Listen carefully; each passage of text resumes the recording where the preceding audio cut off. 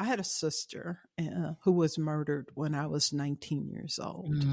My And condolences. believe me, it didn't feel like inspiration, but it sent me into a dark place, which I really wasn't even aware that I was in a dark place. I mean, Mhm. today I would call it depression, Yeah, yeah. but I felt like I wasn't happy. I couldn't focus a lot on anything, but I did not know where that was coming from. So, fast forward, I recognized that I wanted to come out of that deep, dark place I was in. You are now tuned in. You are now tuned in to Let's Talk About Healing on Hindsight Media Radio 103.5 FM. Now here's your host, Yvonne Pierre.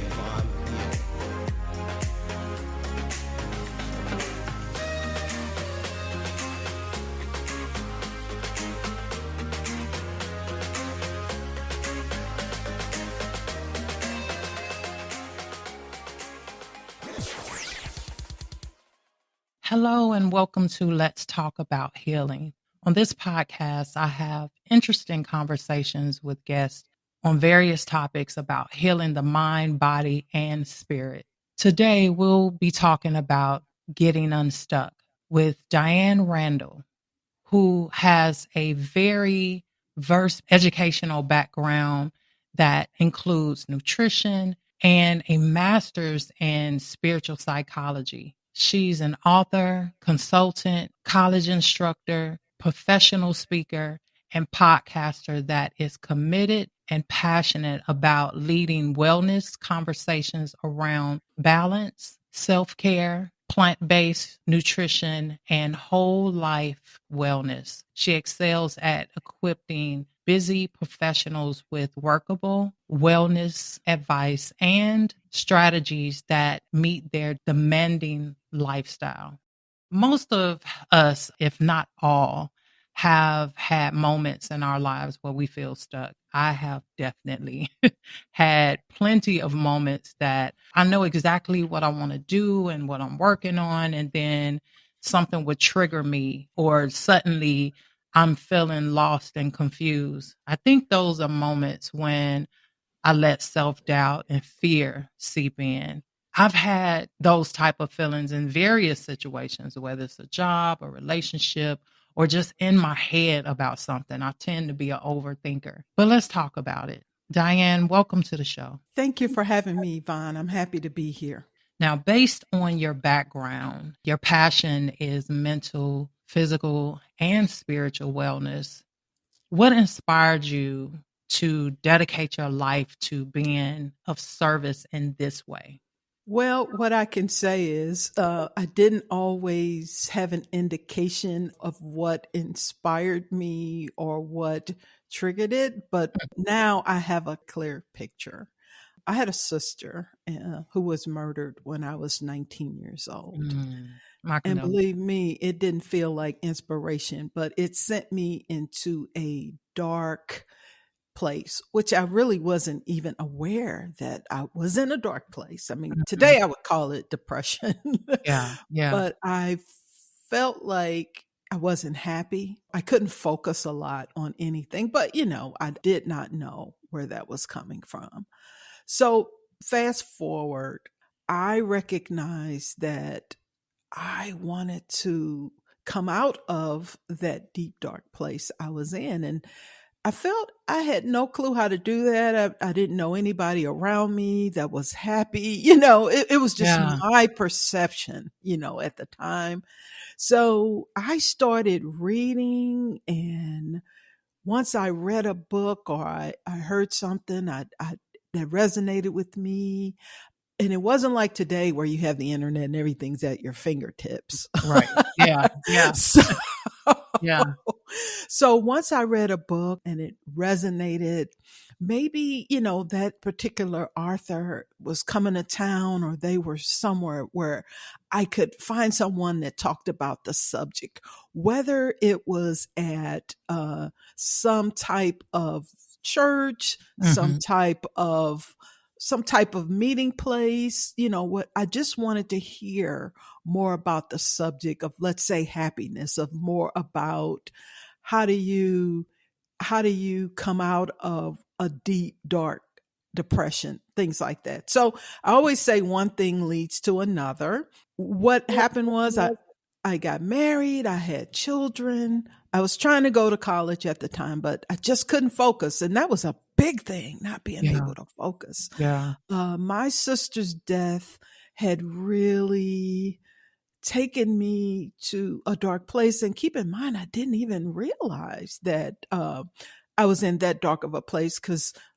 when I grew up, my generation, you didn't see a therapist. You just felt what you felt and you moved on. And maybe you didn't feel all of it because you just needed to get to the next thing, Right. work, life, and everything else.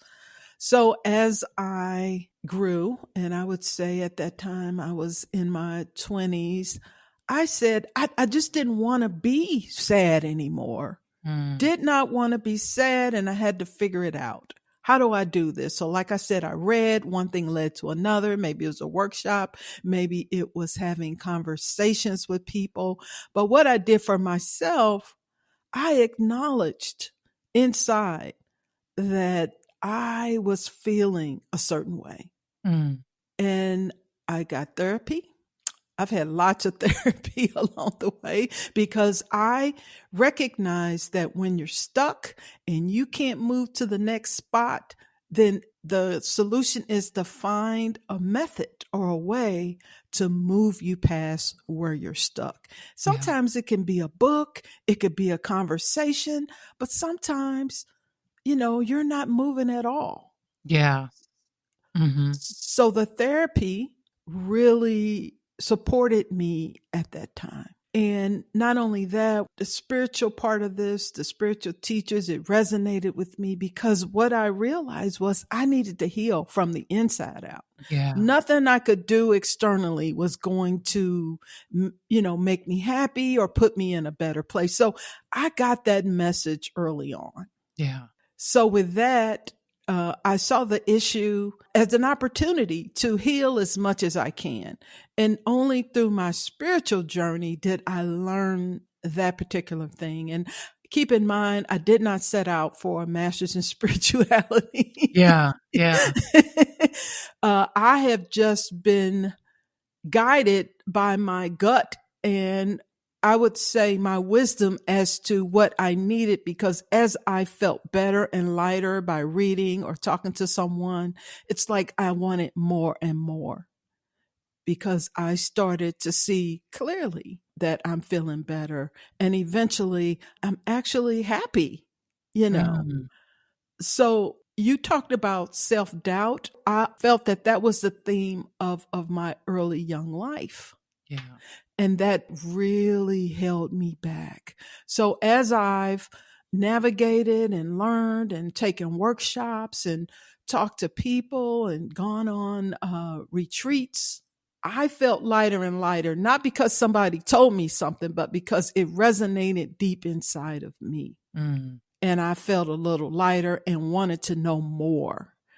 So as I've journeyed through my life, I've learned things that I wanted to share with others, because people noticed, you look happy. What are you doing? Yeah. So I started sharing, not with the intention of being on a path to really supporting people, but just sharing. I just want to be of service. So whatever is helping me, I want to share that with other people. And that's how it started out. And then I created a business around that. Yeah. The whole living is what I call it, because the mind, body, and the spirit works together. Yeah. And even though we're not taught that, we're not raised that way, they all work in combination with each other. And that puts us on a journey early on in our lives to figure out, okay, what are all these things I need to be doing in this life? Some of us figure it out and some of us don't, but it's our own individual journeys. Yeah.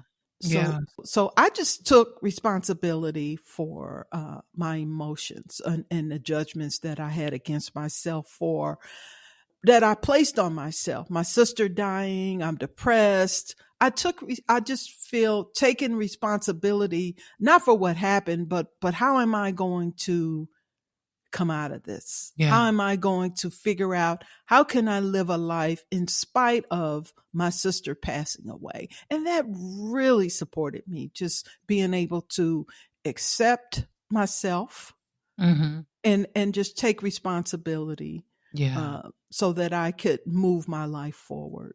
Yeah.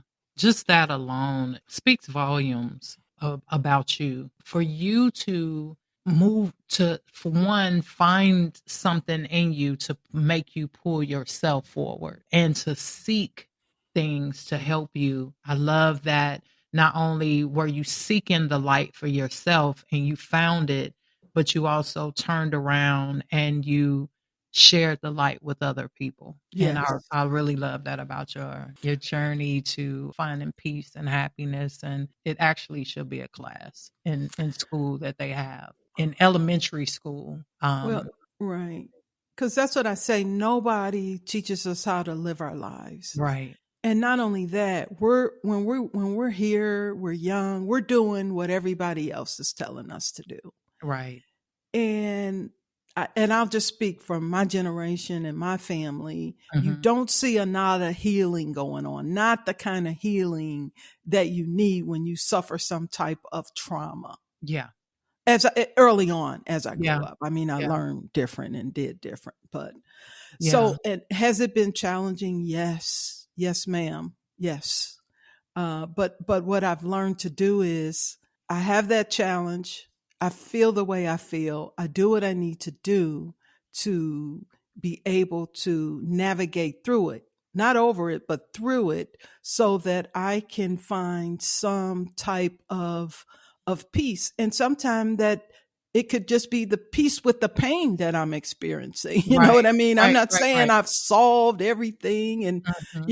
I don't have to live with hurt or pain, but it's bringing myself to a peaceful place where I can navigate through my life. That's really what I try to do. But when I Yeah. think about even my sister or people that I've loved that have passed away or trauma that's happened over time, Hmm. I feel like I can still feel that experience to a certain extent, but it doesn't stop me from making my happiness greater than the pain I'm feeling Mm. or experiencing in that Yeah, moment. yeah. You feel it and keep going. I feel it. And I feel the way I feel because another thing I would say is you can't deny yourself your emotions for what happened. You can't Yeah, do anything about what happened, but right. your response. And you feel the way you feel for as long as you need to feel it. Yeah, yeah. As long as it's not disrupting your life in a It negative may way. disrupt your life. It may be disruptive. Yeah, you no, know? I'm saying like you using that emotion or that pain and you becoming an alcoholic Oh or yes, yeah, yes. so But keep in mind that is what the reason a lot of people drink and take drugs is to tamper that pain. I see what you're saying. You're To saying feel it. tamper that pain, Don't to avoid it, feel it. experience it. And Yeah, what I've learned is you navigate through it as painful as it is, because on the other side there could be peace. yeah, In our society, or many of us, we don't even want to touch it. So we're going to drink, we're going to do whatever we do. I mean, the drug yeah, of choice could yeah. even be gambling or shopping. Right, Okay. right. Yeah, you're gonna find some type of way to You avoid it for a find minute. some type of Yeah, way to not deal with it, get yeah, busy with something. yeah. So, and I've learned that over time. I didn't know that, when I was younger, Right. but Yeah. I'm grateful that the spiritual piece of this has allowed me to have what I call tools Mhm.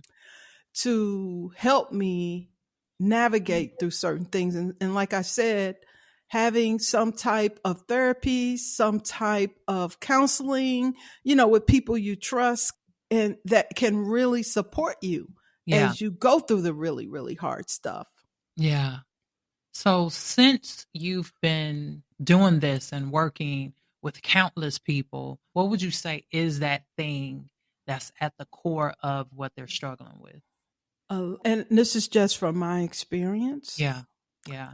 A lot of people struggle with the truth of what's going on, the truth about what happened. Mm. And they think that if they keep the past, that it's going to be different, if they keep going back there looking, because that past becomes their present, and Yeah. and that's how you get stuck. You can't move forward. Yeah. But every time you revisit the past, there's just nothing back there to see. So how do you as in anyone that's looking to free themselves, so how do you move forward? And the first thing I always say is acknowledging that it happened, and then accepting yourself for what happened. Mm. Not accepting, oh, this just happened to me, so I'm okay. I'm not saying that. Right. I'm just saying accepting your feelings for what's happening and using it as an opportunity to learn and to grow and to figure out how do I need to transform in a way where I can feel better or get the help that I need. And that's hard for a lot of people because Yeah. that pain is so powerful. It's so powerful. Yeah. And I always say you have to be ready. Everybody's not ready. We all have our own individual ideas on what that means. Yeah. Because if I'm not ready, I don't want to talk about it. I'm mad at you. You know what I mean? I'm Right. just not ready. And you want someone when you're in that place to meet them where they are with whatever happened. You meet Yeah. them right where they are. Now we're in a day and age where people are quick to say, well, no, I'm not going to be friends with this person because they're toxic. I've said it. I have called myself out on it too. But just because they're going through something doesn't mean doesn't give you the out. That's the part of the friendship where you should want to be encouraging to them, or not to be their counselor, but Right. to be there for them. Because a lot of times when you're going through, and I can speak, from my experience, when you're really going through something, you feel alienated because a lot of people don't want to deal with you Yep. because you're quote unquote toxic. So, but you're not trying to be toxic to other people. It's just that you're going through a situation and you're really having a really hard time coming out of it. So, what word of advice would you tell someone who's having a hard time seeing beyond their circumstances? What I would say about that, because like you said, we've all experienced that, Yeah. having someone. So I would say who I am today, it's hard for any challenge, whether you're sick, when you really see who can show up for you when something really bad happens. I'll just put that out Yeah. there. Okay. Yeah. And I don't look at it anymore in a negative way, because people do what they can do. It all depends on their experiences, their filter of the world, Yeah. how they show up. So Yeah. and I'm even with family, I don't get upset anymore because they always say people are doing the best they can. That's how I look at it. So I start there.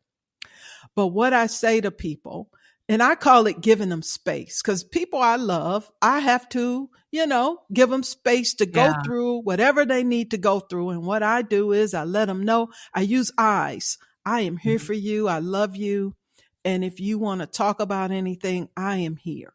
Right. No judgment.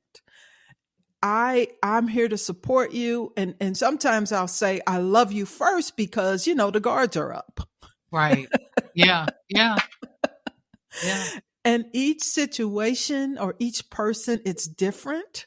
For me, if it's a family member, it happens to all of us, and and even it happens to COVID has, in my opinion, has Yeah, really brought out a lot of toxic mental health related things. it has. It has, I'll say, contributed. I won't say it Yeah, started yeah. anything. So what I do is I know this person I love is going through something, and I meet them right where they are, because if you're trying to talk to them and tell them what they need, they probably don't want to hear it, and it becomes toxic. You know Mm, what I'm saying? Because yeah, you are imposing your values and putting your judgment on people, and this is how they're right, receiving it, okay? right, Even right. if you're not trying to be that way. Yeah. So for me, I always say, I love you, and I want to offer my help in helping you support yourself. Tell me what you need in this moment, and I'll do my Mm, best to support you, even if it's finding a therapist or even if it's just a conversation they want to have. yeah. I use I's, the word I, never you. Yeah. That's a good point. That's a really good point. Oh Yeah. yeah. Yeah. The Yeah. approach Instead is of the you main thing. need to do, That's yeah, right. That's yeah, right. yeah, yeah. That's right. Yeah, And if I can use my own experiences as an example, if they fit, I will use my own experience. yeah, I when I had when I had this trauma, I felt this way, yeah, and I found help with a therapist. Not you need help and I got somebody for you, you know. yeah. Right, right. You need to make an appointment. Yeah, Exactly.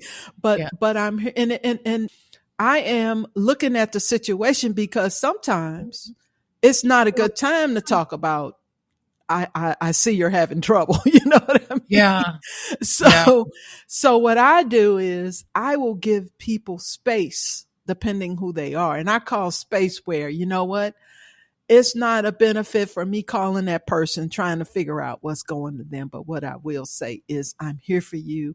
I want to support you. So call me and let me know how I can help you. mm, yeah. And if they don't call, I'm not calling them in 2 days to figure out why they didn't call me. Why you ain't You call me know, to get that's help? right. Because guess Yeah, what? Everybody doesn't want help. yeah, Sometimes you just need to leave people alone and let them go through what they're going through. And then, you let them know that you're available, you're here, you love them, you hear them. We all want to be heard. You hear them. yeah, But when you're ready, or yeah, if you're interested, I'm here for yeah. you. But it's hard when you love somebody to sit back and watch them in misery. And there's been times where I've had friends or loved ones that I'll say, okay, and I have used you a lot. We all Um, have. but but I've also had approaches where I'm sharing my story, or I'm telling them, I know some people, certain people, if I talk about myself getting help, or I'll say, oh, I've been to the gym. Oh, I need to go to the gym, so I'll notice that person will do it if they see me doing it. Right. But Right. at what point do so when do you know you need to talk to them? Well, it depends on who it is. I'm just going to be honest. Yeah. If it's a really close person, I always feel, I mean, before I will call and see how they're doing, but Mm. that's a risk, because maybe they don't want to talk to you about what's going on. Yeah. And that's a risk, because if people aren't in a good place, they may lash out at you, they may curse you out. Yeah. Who do you So think you are? who do you think you are? You're Yeah. judging me. That's usually, and I've learned this through experience. Yeah. Okay. Yeah. Yeah. So it's and the beautiful thing too about texting today is I love you. You know, I Yeah. love you. Even if I don't say nothing else, I love you. I'm here for you. And leave it at that. Because sometimes when you're hurting, you don't want to share all that. You share it when you're ready to share it, not when you want me to share it. And Right. I didn't ask what you thought. I don't care right Yeah. now. You know what I mean? So Yeah. I think you have to do it carefully. I think Yeah. you have to watch your words. I think you have to come in a loving, kind approach. I Yeah. don't care who it is, if you're Yeah. going to approach. And I Yeah. think you have to be a good judge of what is the situation presenting in this Yeah. moment. Yeah. So And if who that they are. person and who they And are, who they if they're are. Yeah. upset, even if they're your kids, if they're upset and they're not trying to hear anybody, I think you say I love you, and when you're ready to talk, I'm here. I'm here. Yeah. I Yeah. love you. Yep. Yeah. That's what I do today. Yes, And ma'am. And I've had moments. I've been on that end of it where I'm going through something and I have moments where I don't want to talk to anybody. I kind of shut myself off to the world. And I do that because I don't want to become toxic, or I know I'm not in the best mood and I don't want to spew that on other people. So I kind of isolate myself on purpose. And but at the same time, I'm working on it. I'm not just marinating in it.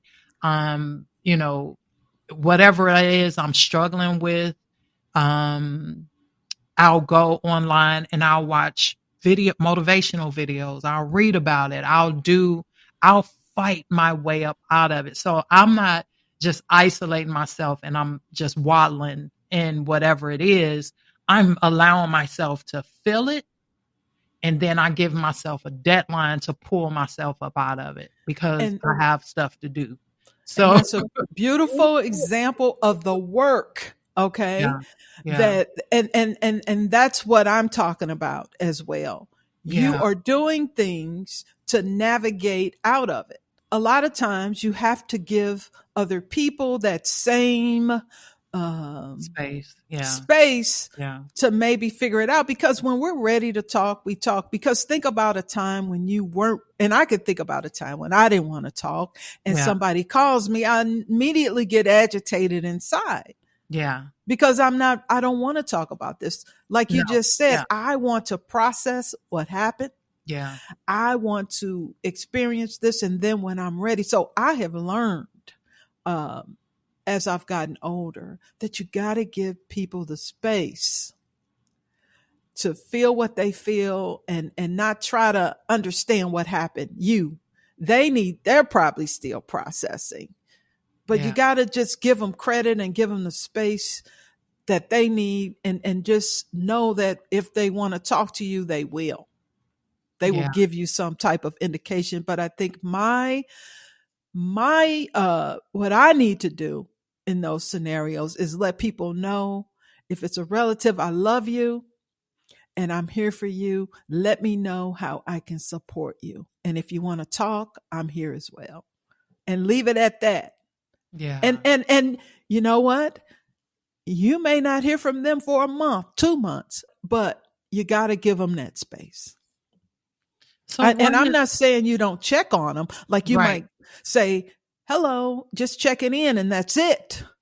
Yeah. Of course, we probably all know people like this, but some people seem to be comfortable with being miserable and don't want to come out. And, people that I've known my whole life that refuse to get help. And it's almost like that comfort zone for them is to stay in the misery, like they're afraid to be free. So at what point do you say, okay, this person don't want help, they're never going to get help, and they're comfortable with staying stuck? So what do you do in that situation? In that case, nobody would volunteer to be stuck. Mm. I don't even know if that person knows that they're stuck. Mm. Mhm. I just don't think I call it they're unconscious. Okay. Mm. I just don't. And you're right. We all know those people.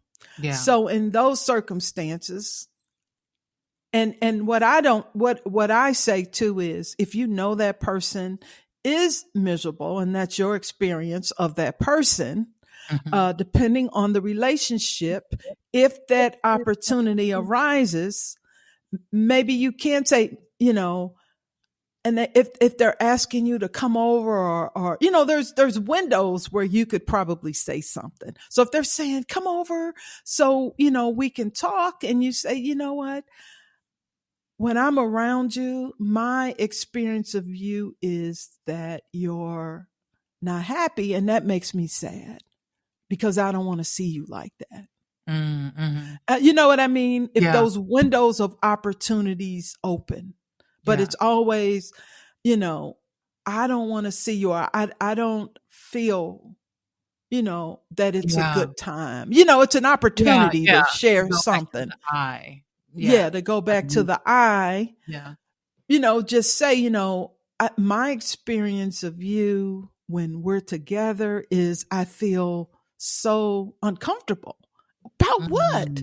When you talk about people, or you're being disrespectful, that's upsetting to me. You know what I mean? You see how I'm getting to that point? Yeah. But it's something you carefully go into where where they're not going to meet. I mean, some people are going to feel judged no matter what you say, right? But because they're judging themselves. Right. And if they're judging themselves, of course, they're going to feel anything that you say as judgment. So it's being very, very careful and doing it with love and kindness. However, that still doesn't mean I'm on, if I feel I have something to offer for you, especially if they don't, because people do walk through life, especially younger people, that don't recognize their behavior is not being, something, it's being something that's off-putting or whatever. It takes a while to know who you are. It really does. Yeah. To know. But if people aren't giving you feedback, you never know, because we have those people too. Yeah. So if it's somebody I love and those opportunities come up where they want me to go somewhere, and we've all had friends like that, people like that, and I'll go, you know what? I don't want to go because, and I had a friend years ago, and I'll just use this as an example. We would go out and she would end up just not being nice to people, the waiter or whatever. And then it just got to the point where she said, well, let's go to lunch. And I'm like, you know what? I don't want to go out with you because I'm uncomfortable when you're challenging the waiter on the food every time we're sitting down. I don't want to go out. So it's an opportunity for you to be authentic, but not confrontational with that person. Yeah. Why don't you want to be with that person in that moment? Because I would. And that may open them up to see that. Maybe they didn't even realize they were doing it. That's right. And that's true, especially I say when you're younger, before you get older. I mean, at a certain point, you kind of know, but some of us, if we're not getting feedback throughout our life and this happens, we don't know. Yeah. I'm cursing everybody out when they aggravate me, but nobody's ever told me about my behavior. Yeah. That keeps things going too. All of that fear, not wanting that person being confrontational. We all have their relatives. Nobody tells them anything because they're worried about them going off on them. Yeah. Yeah. But it's just being honest and authentic, but not confrontational. And sometimes, like, I've waited on the opportunity, especially if it's somebody close, because I know that person's going to ask me something where they want me to come around them. And I wait and I say, okay, this is going to be an opportunity. Or if I can't wait, is say, can I share something with you? Something that's been on my mind for a while. And they'll say, sure. And I'll say, you know what? I love you. I do. And this is why this is so hard for me. You know what I mean? Because it helps to take the guards down. Yeah. But if you're in anybody, and this is how I am today, if I'm in anybody's presence and we're having a conversation. I don't argue and I don't go back and forth, because if you're in that place or in that space, then you probably don't need to be talking to each other right now. Yeah. Yeah. So that's an indicator that it's time to give each other space to figure out what's going on or to process what's going on, and then come back or not. Right. Yeah. Yeah. So what does it look like for, let's say I'm in a very stuck situation. I don't know how to come out of it. What are some things I need to do to come out of that? Well, I think the first thing, and I said this earlier, you need to acknowledge that you are stuck. If you don't acknowledge that you're stuck, or don't accept yourself for, being in a situation where you are stuck, there's nothing what can anybody do if you don't believe you're stuck? That's the first thing. Yeah. Anything else somebody's saying about you and what you're doing, that's just noise. And you're going to be toxic because they're picking on you. They're judging you. Yeah. You know what I'm saying? That's how you'll interpret it. Yeah. You got to acknowledge what's going on. You know, if that's where you are. Some people don't feel that they have any challenges. And guess what? It's not for me to try to prove to you what's going on with you. Life will teach us everything we know. You cannot change what you don't acknowledge. You cannot change what you don't acknowledge. And we can't change people. They can't change what they don't acknowledge. Yeah. And we certainly can't change anybody but ourselves. Yeah. And what we can change is our approach, our interaction with that person. We can make a decision on, okay, this is going on and it makes me feel uncomfortable. So all I can do with love, sometimes it may mean that I'm not going to talk to this person. And I call it giving space, because I look at, we're all different and we all go through things. And what I don't want to do is, if I love this person, I don't want them to feel that I'm jumping off and abandoning them just because they're having a hard time. Because like I said, everybody shows up based on their filter of the world, based on their experiences. And so the hard times really brings that to the surface. I'll just tell you that. Yeah. Okay. Yeah. But what I say is, I might not talk to you. I'm not coming over, but I'm going to tell you, you know what? I'm here for you. I love you. And if I can support you in any way, please call me. Yeah. Or let me know what I can do. Yeah. Yeah. So I want to switch gears just sure. I have, and I like to use me as an example a lot, but I'm an overthinker. And sometimes I do a lot of mindfulness now, but when I was younger, and not just when I was younger, even at this age, sometimes I catch myself having negative self-talk, and I'm thinking, just negative thoughts about whatever it is I'm trying to accomplish or whatever, and having self-doubt and all this. I want to focus more on the negative self-talk and negative thoughts. And sometimes a lot of them thoughts feel like they're not mine. It feel like they're somebody else's thoughts dumped into my head. Because I'm like, that's possible. I don't feel that way. I'm like, I don't feel that way. Why am I having those type of thoughts? So what are some strategies for overcoming negative talk or negative thoughts? Well, I would say today, and I've used that word overcoming, but it also means making self-talk your friends, because we all have those thoughts. Every one of us. Now, through meditation,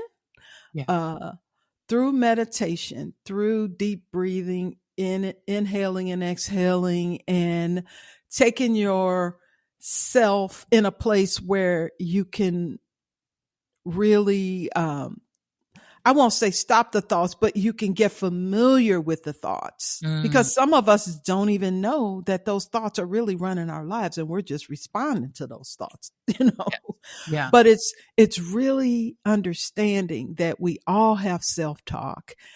And even in what I tell my students, because I teach a class on overcoming negative self-talk, and what I tell them, when you're having a thought, a negative thought, I take them through an exercise where, okay, I'm not good enough.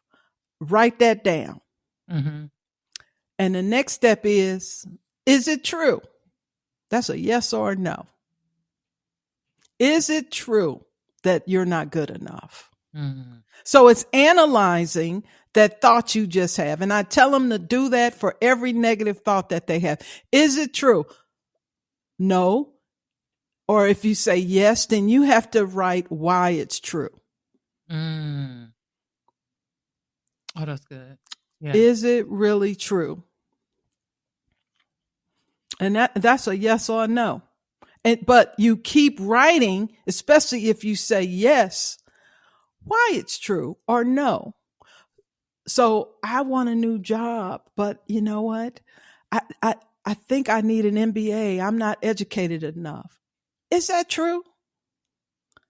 Is it really true that you're not educated enough? And that kind of puts you into reality. It brings it into reality where you have to prove really if that's true or not. Even if you look up the job description and see what it is, but it gets you out of that thought process and it brings it to reality. Yeah. And then the last question I ask is, who would you be if you didn't believe that you weren't good enough? Who would you be? And it's really having a visualization or writing down, who would I be if I thought I could get this job? Yeah. And even to this day, we all have thoughts, but I can laugh now. You know what I mean? Because I still have crazy thoughts come up. Yeah. Right. Yeah. But the beautiful thing is I don't, and if I'm not paying attention, sometimes they'll come up, but I can catch myself now. Yeah. And I'm aware that I have thoughts. I'm aware that they can be crazy. I'm aware that sometimes that little self-doubt feeling could come. But guess what? I remember one of my teachers said, just because you have a thought doesn't mean you have to believe it. Yeah. And when I listened to that CD and I heard that, I went to that woman's workshop. That's how I am. Because I'm like, what? I don't have to believe it. Right. It literally changed my life. And that woman, Byron Katie, has been what I call my spiritual teacher since I was probably the last 30 years. Seriously. Yeah. She said, I just heard this and this is how I've changed my life. I'll hear these. What? I don't have to believe that thought. What is that about? Yeah. What I've started doing was I'll rebuke it. Like if it's something and it's really disrupting my day, it's not true, but it's on repeat. And I'm keep saying it over and over and over. And I'll stop myself and I'll say, I'll rebuke this and I'll pray about it and it goes away. Okay, because you're bringing it to reality. It's no longer just something coming through your head, which is why I have people write it down, because now you've taken it out of your head. And this is how I have people develop a practice, a self-talk practice. How do I make self-talk my friend? Is that I'm writing down these crazy thoughts that are literally haunting me. And I'm doing an analysis. Is it true? Okay, what makes it true? Yeah. Who would you be if you didn't have that thought? Yeah. That is an exercise that I have people do until it becomes a practice that, okay, when you think that thought, Sometimes because you have that practice and you've been practicing, it goes away immediately because you already know it's not true. And Mm, even if it is true, it doesn't mean you have to do a thing about it. yeah. But what I find after teaching this over a few years, if I write it down, especially like you said, if it's something that keeps on repeat mode, it's Right. programmed, the program Yeah. is just running. Yeah. Yeah. I would write that out, write it down. And then is it true? Yes or no? And even if you think it's true, you got to write why you think it's true, Yeah. because that's how you make friends with it. So let's say it comes up again. It may come up years later. You might laugh. Yeah. Oh, okay, here we go again, but you recognize it for what it is, a thought. Yeah. A Oh, thought. a thought. Just a Just thought. a thought. And you don't Yeah. have to do anything with it, because I'll tell you, I still have crazy stuff come up sometimes. Yeah. And Yeah. I may even laugh, or I could be talking to someone. And maybe years ago, I would have responded a certain way because I'm listening to the noise in my head.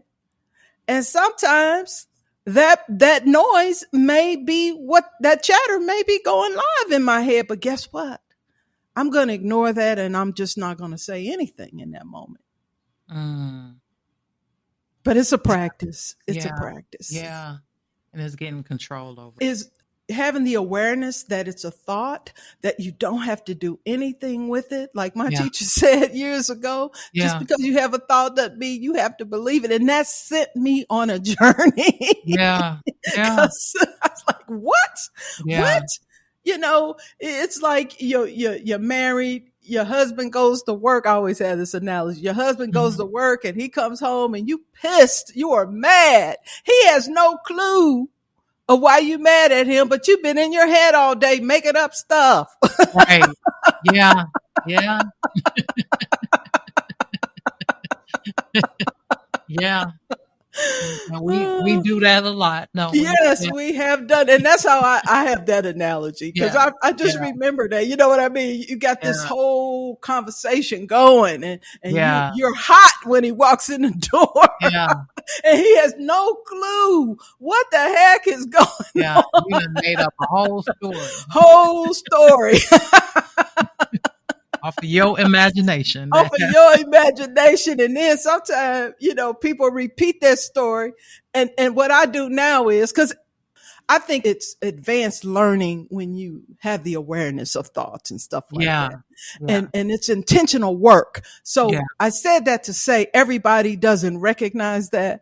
So sometimes people will tell you the story that's going on in your head. And what I do now is, oh, you're making that up. Did I tell you that? Did I say that? I don't think that's what I said. Right. You know what I mean? I will Right. help them recognize that it's just a story that they made up. Yeah. Or a dream. Like Yeah. it really didn't happen. It was just It didn't. A story's was just nothing. something. Yeah, you dreamed that or you made that up. But it's Yeah. really getting that person to understand that, and many people do this. Probably most people do this, right? Yeah. Is that they're talking to you about you and how you think or what you say based on the story in their head. You haven't said a word. Yeah. So I've experienced that. see, I can Yeah. laugh about this now. Yeah. 'Cause You're like, wait, what? Yeah. I'll go, well, you're making that up. Yeah. Yeah. That's a I story. said 2 words and you created a whole Or I'll say, well, what I did say was Right. A, B, C, and D. Right, right, I'm not right. mad. There's no anger. There's no energy behind Yeah. it. Yeah. Now, I have, speaking of that scenario, I have learned to, when I find myself creating stories, I'll check myself and say, okay, Yes. where's this feeling coming from? Why are you feeling this way? Why are you Ooh. creating this story? Oh my And God. for me, what I've learned was when I do that, I'm very self-conscious. My self-esteem is low at the moment, and I'll check myself and I'll say, you cannot come to him with this because this has nothing to do with him. This is all you, boo. This Well, this and is you know you. what? You just said something really powerful. it's checking in as an inside. Like when Mm-hmm. you said something really powerful. Like when I'm feeling anxious or I'm feeling nervous, I check in as well. I Yeah. see, okay, and I ask myself, where is this coming from? Oh my goodness, you said something really powerful, because that's how we get in touch with ourselves. Or if all of a sudden I'm feeling aggravated, I need to check in with myself to see where this is really coming from. And I'm telling you, 9 times out of 10, I'll get the answer, and it has nothing to do with anybody else. It could be something crazy I came up with. You know Yeah. what I mean? And Yeah. and it's like I get myself together. Where is the other thing that could happen is somebody comes to you in that moment and calls your name, and you just let loose. You know what I Yeah. mean? Yeah. So Yeah. that's another thing. Yeah. Yeah. Checking inside. And that's Yeah. why I say the work is inside, not It out. is. It is. And it's a good feeling. And I think it eliminated most of our disagreements. Of course. Of course it does, especially when you own your stuff. Yeah. Okay. Yeah. I was like, wait a minute. You're not finna confront him about, you know, You thinking that, read or you yeah, saw on right, TV. right, right. Or I can recognize the And female that, even if he does look, he has eyes, right? right, right. It's And it not gets maturity. misinterpreting that as something, as a You created thing. a whole story. They done Story got around that. married. Because you gained 10 pounds a month ago, or Right, 6 months, and you're right. feeling, insecure about yourself. Okay. Yeah. So Or you now having a bad you hair want day. this man, right. And you Yeah, want this man to put blindfolders on. right. Because you're not blind either. That's You know? right. But I think that, it's about growing up and being mature and realizing that, for me, I was making a lot of decisions based off of thoughts of the relationship ending. And that's because for me, it was fear of abandonment. It was fear of, Yes. it's other reasons I had that I'm taking abandonment. out on him. Yeah. Right. I had abandonment issues as well. It's like, too bad wisdom doesn't come first Yeah. Yeah. Could have when you're saved a really lot of young. pain. Yeah. But we have to understand that I know this now. Don't think I just always knew this. You Right. bring those issues into the relationship. And if you're not intentional about that relationship, if you don't recognize that you have these issues and you're conscious of that you have abandonment issues, then Yeah. that's just how things are going to play out. Whether it's Yeah. looking at a female, where were you? The man's at work, Right. Right. and he just walked in the door, but he was Yeah. with somebody, it just, Yeah. yeah, it's really working on ourselves on Yeah. the inside out. And that's what I say. I teach people inner tools and strategies on how to live their life based on what I've learned, what I've experienced, and what I'm still learning. But Yeah. I'm grateful that I got to witness and experience and learn about the spiritual part of that, and had my sister not passed away and I had such a traumatic experience. The question is, would I have learned that there's something bigger that I need to learn? Yeah. Yeah. So this is really good. I want to talk about Plant-Based Curious, your podcast and community. But before we get into that, what inspired you to develop a plant-based lifestyle? What inspired me to go plant-based was at a young age, I had hypertension. Mm, I was eating, not knowing about food, no yeah. clue, Yeah. just eating the standard American diet. But as I was getting older, I was getting sicker and sicker and sicker. Yeah. I'm at a young age, my blood pressure's up, my cholesterol's up. I was never a really overweight woman, but I was sick enough that Yeah. I had a lot of gut issues, Mhm. lot of gut issues. Mhm. And, And that's the thing. I had this awesome career, I'm raising my kids. But when we talk about wellness, I was not feeling too hot. Yeah. Okay. And even though I didn't even know food played a part, that big a part in our lives, it's just something I ate. You know what I mean? Yeah. Yeah. Yeah. So just recognizing that I really don't feel good and looking outside myself. And I always say, once you start on a path of healing, Yeah. it takes you to places that you never would have dreamed of. So for me, with the plant-based, I didn't even call it plant-based because I had no clue to call it plant-based. But I know that when the doctor told me he thought I had Crohn's disease because I had to get one of those endoscopy tests because I was feeling that bad, and I had blood tests and all kinds of things. I'm speeding this up, and nobody could find. They say nothing's wrong with you. Yeah. Okay, so my one doctor, she said, I want you to take a colonoscopy and an endoscopy. I'm like, oh, the same day? She said, yes. Wow. So when they looked, the gastroenterologist said, first of all, he saw a healed lesion. And he said, I think you have Crohn's. And I didn't know that much about Crohn's, but I knew it wasn't good. You know what I mean? Yeah. So that set me on a path because I knew my food was making me sick because I had gut problems all the time. Yeah. And I just learned from a friend. Her name was Pam. She gave me a DVD called Eat. And that DVD, even though I kind of knew it, made the correlation of people who get diabetes, of people who get, heart disease, and how all that came together. And that was an eye opener for me because I already knew about the diabetes. I didn't know the details, but I knew that diabetes was a big thing in my family. And I saw how it just really rampaged the older adults at that time in my family, and one blindness, amputations and all that. So I was aware in that sense, but I did not make the connection that what I was eating was making me sick initially.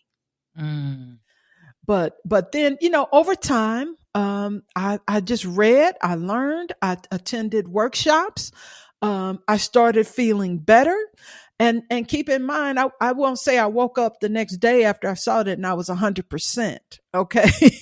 Yeah. Because the veganism came later, the thing with the animals. I went plant-based for my health. And I tell you, my gut issues went away. I started feeling good. Didn't have to worry about gaining weight. So I just adopted that over time. And I just started feeling better and better. And here's the biggest thing that happened. I was a sugar addict. Okay. Love my sweets. Love my sweets. Couldn't go a day. My sugar cravings left. Wow. Left. And wow. I was so, and I didn't even realize it until a few months had went away that I hadn't had anything sweet. And it just literally blew my mind because I couldn't go a day without something sweet. Yeah. And so, how long have you been? It's been 20 years. And I let go of things. It was a process. Yeah. It was a process. And the veganism came a few years later because I wasn't thinking about no animals. Okay. Right. I was just thinking about food. Yeah. So what happened with that was, and maybe I had stepped back enough that I connected with the animals. I started seeing them in a different light. Yeah. I started seeing that they love us. They love their kids. They play, they feel. So that part, I got a deep connection with, and that's how I can say to this day, I'll never eat another animal. Yeah. Because of that. Yeah. So that connection and that relationship, all that came over time. And even with the veganism, which is a philosophy of the environment, it's also the environment, the planet, which if you wasn't paying attention before, you're paying attention now with the droughts and the weather, it's what are we doing to the planet and how can I do as an individual? What can I do? You know Yeah. what I mean? Yeah. It's that kind of consciousness, Yeah. and it's not, and it's just conveying and thank you, shows like yours that allow me to speak on it, but not ramming it down people's throat. Because guess what? Some people will never agree. They'll never get on board, and guess what? That's okay. Yeah, that's cool. That's Yeah. really Yeah. cool. But I've gotten more people to open their minds up just by being modeling my own behavior, not pushing anything on people, Yeah. but just doing my thing. And then Yeah. just people asking me about the benefits or seeing the benefits, and just evolving over time into the person I am now, and just really wanting to share that. Because guess what? I know so many sick people, and now I feel it's so confusing out there with what's plant-based, what's vegan, and Yeah. people And have people getting it no mixed up. clue. Yeah, they They have don't. no clue with what No, they're doing. These marketers are doing a great job of confusing everybody, and that's true. eat this, it's plant-based, it's natural. Yeah. So what prompted me to launch this community in January was that I want to create an environment where people come together Yeah. to learn and understand what is whole food plant-based, just some type of guidance. And what is plant-based, what is vegan, why should I care? and Yeah. and and when we look at the statistics on heart disease and everything like that, nobody's gonna tell us.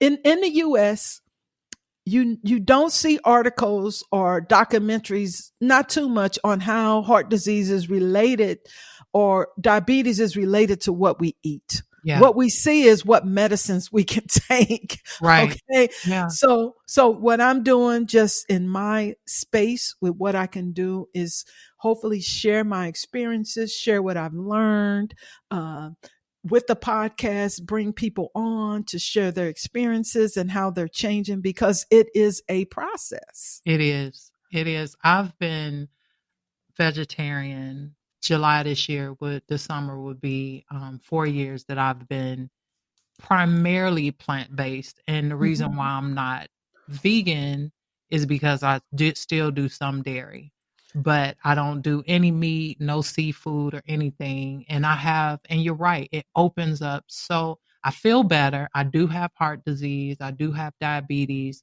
And I just wanted to be healthier. I wanted to not just be healthier, but I just wanted to be more conscious of There you go. what I'm eating, There and you go. and what effects it's having over my body. And it And is confusing because right it now is. plant-based is popular. Plant-based is popular, and even people say I've gone vegan. I had somebody join my community the other day, Mm-hmm. and they said, I don't see anything but vegan. I said, you don't see vegan. What you see is plant-based, because we're setting a foundation. The Yeah. community's still growing, and you're learning, you're understanding what does it mean to be plant-based. Yeah. And people go vegan, but people go vegan because they've decided that they want to do better by the animals and the environment. But a Right. lot of people go vegan and they think it's plant-based, but it's not. Yeah. You know what I mean? It's Yeah. just because you're a vegan doesn't mean that you're going to be healthy, because vegan just means that you're not going to eat an animal, but Right. you're eating everything else. So Yeah. You're still eating cakes and cookies and that's right. So it's really pasta. just, Yeah. I just want to help people understand, if they want, if they're Yeah. interested Yeah. in what it means. So the more information you have, the better information you have, the more informed decisions you can make. I'm not trying to push anything on anybody, but it's Right.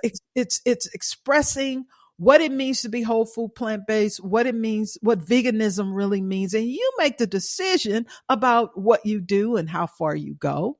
That's Yeah. really a personal choice, Yeah. but it's understanding, what are we doing to the environment? What are we, eating animals? It's not just about eating the animals. It's the water that we don't have. Agriculture takes up most of the water.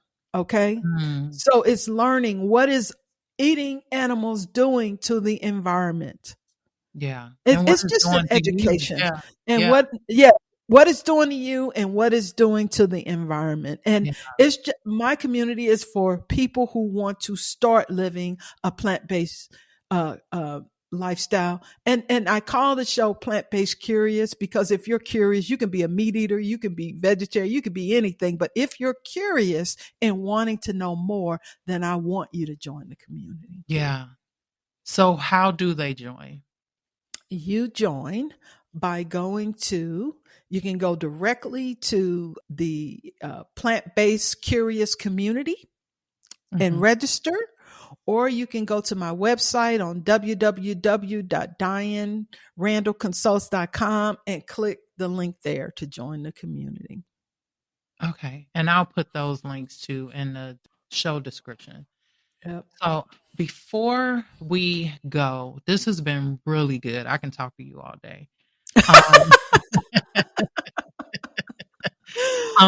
Jumpstart your life. You're talking about meaningful affirmations to help drive change. Can you explain a little further? Now, Jumpstart Your Life is your book.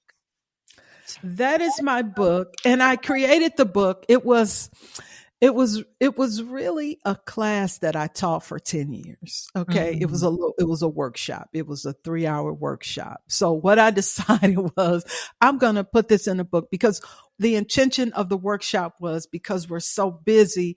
It's really allowing people for those 3 hours, for as long as you read the book, to give yourself permission on thinking about your life, not your life and everybody else, but your life. What is the vision for your life? And I have you write an ideal scene of what your life would look like. So in the book, I have you do a life balance inventory. And this life balance inventory has you look at 10 areas of your life that you're most interested in changing. And then what I do is I have people complete an assessment, which reveals how you're spending your time the majority of the time. Because if you want a certain thing out of your life, let's say I want to go to the gym more. Okay, I want to be healthy, but if your priorities are not allowing for any gym time or any time to do any physical activities, it will never happen. Yes. So what I do is I help people to walk through a process, walk through exercises to realize what is impeding them or preventing them from moving forward, and then explore all the beliefs, and the barriers that they have around it. And actually, let's pretend, at least through this class, that because I want you to work freely and not, I can't go through this because I don't have any time. But it's just for this time, or as you read the book. Let's say you have no barriers and you just create this life or this change in a way that you want to see it. Mm-hmm. So I have people write the affirmations is to support that desire to change that aspect of their life. And it serves as a template that you can look at, because what I have you do is write what that life looks like or that change look like. What does it look like? What are you doing? Who are you talking to? How are you navigating your day as that person that's living that change? Yeah. And it has to be mostly true. Can't be nothing that, you'll never ever do. So, and I tell people to start one step at a time. Write something realistic. And then I show you how to arrange it in an ideal scene, which serves as a reference and support for manifesting your vision. Because what I have you do is come up with at least two steps that you can take after you read the book or after you take the class that you can do tomorrow. Maybe it's a phone call, Yeah. Maybe it's a phone call because I want to get an MBA. Maybe it's a phone call to the school. Maybe it's talking to a counselor. Maybe those are the 2 steps that you can do after you take the class. But I always say you'll end up with a plan with at least 2 realistic steps. And it's just freeing people up. I help people to think about ourselves, because that's another thing we're challenged with on a daily basis, is to look outward, not inward, not to think about ourselves. Yeah. So Yeah. I didn't intend on all my work being about bringing the attention back to yourself. You know what I mean? Yeah. I didn't know that, but it is true. It's Yeah. helping people to go in and think about themselves. And it's not selfish to think about yourself. It's really self-honoring, because if Yeah. you can show up for yourself, man, everybody benefits. Everybody. Yeah. Yeah. The more healed you are, the better the relationships, and the better you are as a mom or a wife. And I notice, even though I'm 50, I'm still growing and will always still grow. I'm always looking for information on how I can grow and how I can evolve. So I'm definitely going to join the community and Awesome. and jumpstart your life, because even though it say jumpstart, I still see it as, regardless of where I am, how can I improve and do better?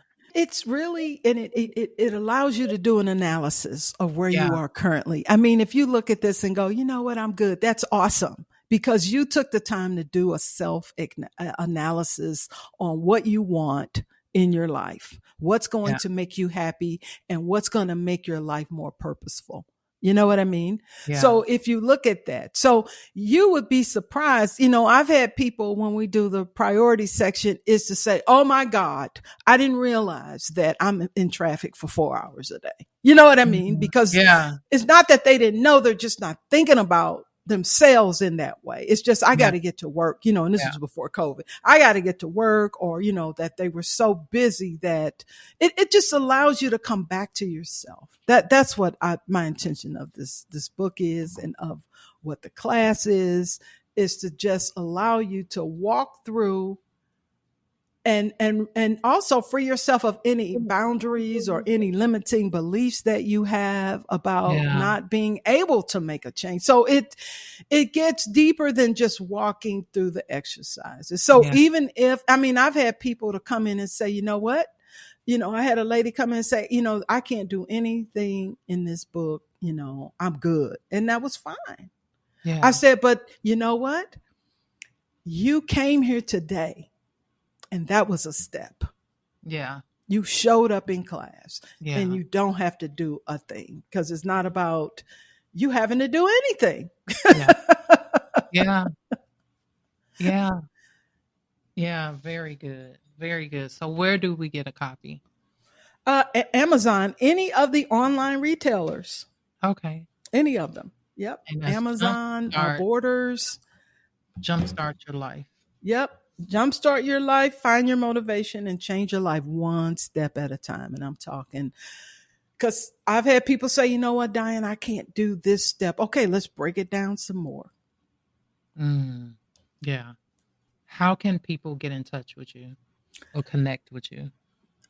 www.dianerandallconsults.com. My email address is diane@dianerandallconsults.com. Yep. Diane Randall, thank you so much for this awesome conversation. Thank you, Yvonne. I've enjoyed it as well. It was really good talking to you. And I think that, and I really hope that the listeners were able to pull a lot of information and some nuggets from this. This was good. I learned something from our conversation. And so thank you so much for sharing that. Thank you. Thank you for having me. And to our listeners, thank you so much for taking time out of your day to tune in. I hope that you were able to get something from each and every episode. Please feel free to share this with someone you feel needs to hear it. You owe it to yourself to heal and grow on purpose. Until next time, be blessed. Thank you for tuning in to Let's Talk About Healing with Yvonne Pierre on Hindsight Media Radio 103.5 FM. We hope you enjoyed the show. Be sure to subscribe, like, and share.